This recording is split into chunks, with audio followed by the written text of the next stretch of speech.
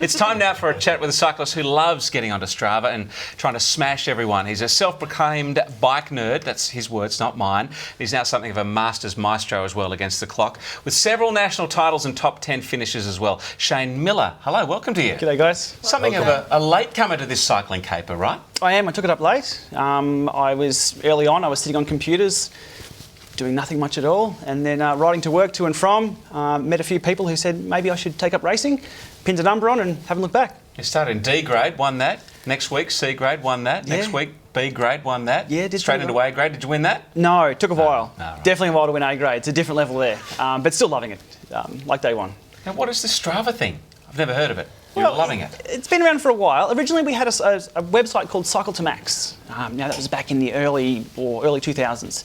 You'd post your time. It was an honour system. You'd log in, post a time up, say, King Lake or a popular segment, and compare yourself. Fully honour system, there's no way to measure that. It was just whatever you typed in. Yeah. Strava itself adds the next level to that. It's automatic. It's your GPS. Everyone's got a little GPS unit on their bike nowadays, measuring where they're going automatically, and plug it in after a ride and bang, it does it all for you. Strava doesn't know though if you're sitting up the rear end of a truck, does it? It doesn't know. No, that's something that is controversial on it, definitely. I had a few mates on the Gold Coast telling me how they've just beaten a Strava record, and this is how they were beating it uphill. It can be done. You can look into it and flag a ride if you're not happy with it, which removes it from the leaderboards, but then it gets really, really controversial. Why did someone flag? And it's very passionate. When I was overseas in Italy a couple of years ago with the national team, I heard a great story where Matty Lloyd was talking to young guns, Cam Meyer and... Oh, goodness me, what's happening now? Yeah, drafting behind a car. That's a fake Strava time. What are you doing? Oh, shame. I don't know how you guys got a hold of that. That was actually during a race. Well, you sent it to us, so that helped.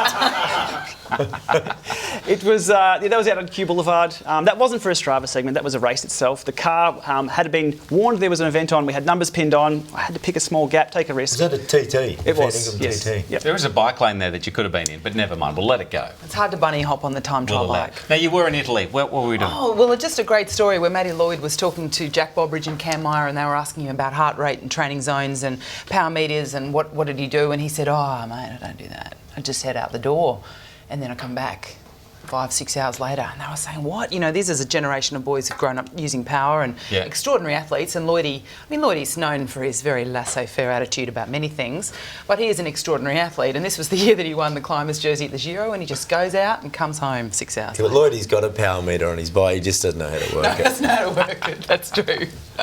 So, where do you stand? Are there rankings in the Strava that are you at the top of some tables? It gets very fiery at the top end. There's within splits of seconds. Really? If you're in the top 10, you get a little cup.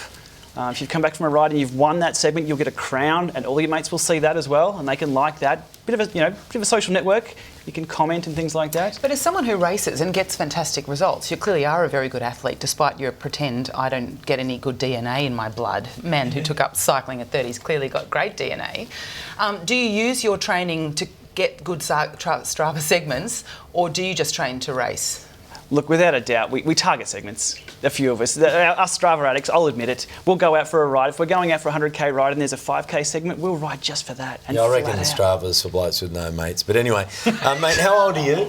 I'm 34. 34. Was that your wife that we saw on the footage earlier? It was, yes. You've done all right, haven't you? Yes, thank you. Yes. You've done well there. And she's riding the Strava too? Absolutely. She takes care of the QOMs, I'll take care of the KOMs, where we try. QOM? Yes, the Queen of the Mountain. Queen of the Mountain.